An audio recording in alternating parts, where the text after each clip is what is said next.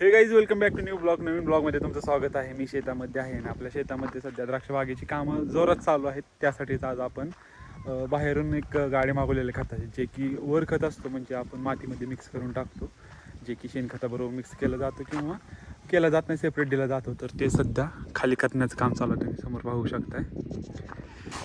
तर आता आपल्या बागेला साधारणतः एका प्लॉटला 50 दिवस कंप्लीट झालेले आहेत, दुसऱ्या प्लॉटला 25 दिवस झालेले आहेत आणि चांगल्या पद्धतीने वाढतात. पण हे जे वातावरण आहे ना, हे चांगल्या पद्धतीने वाढू देत नाही. मधूनच धुकं जास्त पडतंय, थंडी वाढते, अचानक कमी होते, ढगाळ वातावरण होते, त्याच्यामुळे द्राक्षावरती रोगाचं प्रमाण वाढतं. तर त्याला स्ट्रॉंग बनवण्यासाठीच हे खत जे आहेत ते आपण मागवलेले आहेत. तेच खाली करण्याचं काम चालू आहे, तुम्ही समोर पाहू शकताय.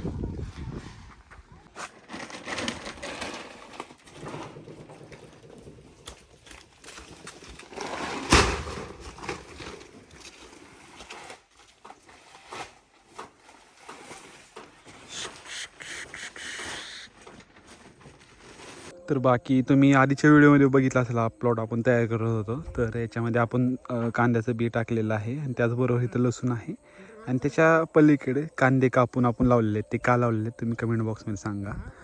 बाकी त्याचंच प्रिपरेशन चालू आहे, समोर पाहू शकताय तुम्ही. तर कांद्याचं बी टाकण्याचं कारण की तुम्ही इथं पाहू शकता, हे रोप तयार करतोय आपण, जे की नवीन कांद्याचं आपल्याला लागवड करून घ्यायची आहे. आणि हे असले जे बारीक सारीक पीक आहेत ना, याच्यामध्ये जास्त टाईम जातो. जे आपले मेन क्रॉप आहेत, द्राक्ष असेल, मेन द्राक्ष आहे, त्याच्यानंतर आंबा, त्याच्यानंतर सीताफळ, यांना टाईम कमी भेटतो, कारण की याच्यामध्ये जास्त टाईम जातो. आता तिकडे बघू शकता, हे दिवसभर झालं हे ड्रीप जोडण्याचं काम चालू आहे, पाईपलाईन जोडण्याचं.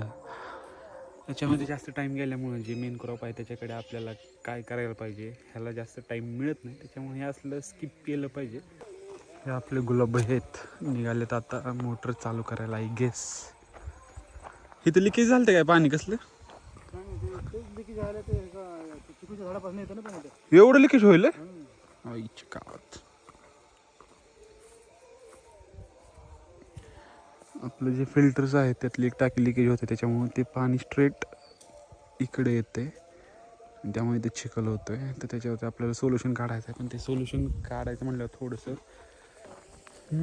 टेक्निकली जास्त काम आहे तिथं, कारण की ते जे टाके आहेत ते आता सडलेले आहेत थोड्याशा वरून, त्याच्यामुळे जे टोपण आपण पॅक करतो ते व्यवस्थित होत नाही, म्हणजे टोटली जे टोपण आहे ते असं पॅक होत नाही, थोडंसं गॅप राहतं, त्याच्यामुळे ते पाणी लिकेज जास्त व्हायला लागले आणि प्रेशर पण आपल्याला कमी मिळतं. बाकी अशा पद्धतीने चिखल होतं आहे. आता ह्यांना आंब्याला पाणी द्यायचं नाही तरी पण त्यांना पाणी पडतं आहे, कारण ते लिकेज झालेलं आहे. ते लिकेज आपण लवकरात लवकर ठीक करून घेणारच आहे. तर लवकरात लवकर मला जे चेंजेस करायचे ते मी करणार आहे, ते तुम्हाला पाहायला मिळतील. काही थोडेसे प्रॉब्लेम असतात, ते आपल्याला सॉल्व करून पुढे जावं लागत असतं. ते प्रॉब्लेम सध्या तरी मी काही शेअर करत नाही आहे, पण समजून जाईन तुम्हाला हळूहळू. बाकी बघता इकडे क्युटीज घाण झालेलं आहेत. तर हा आपण कधी तर पॅक करून ठेवलेला आहे. 1-2 दिवसामध्ये आपण आपल्या द्राक्ष बागेला टाकून देणार आहे, मातीमध्ये मिक्स करणार आहे, जेणेकरून रिझल्ट आपल्याला चांगला येईलच. जे मातीमध्ये कमतरता आहेत, सॉईल टेस्टिंग असेल, P12 म्हणजे पाणडेट परीक्षण, त्याच्यातून आपल्याला समजतं, त्याच्यानुसार आपण हे खत झाडांना देणार आहे. त्यामुळे तुम्ही पण सॉईल टेस्टिंग करा, P12 म्हणजे पाणडेट परीक्षण करा, पाणी टेस्टिंग पण करा, त्याच्यानुसार आपल्याला कळतं आणि विनाकारण खर्च आपला कमी होतो. तर आजचा व्हिडिओ आपण इथंच एंड करूया.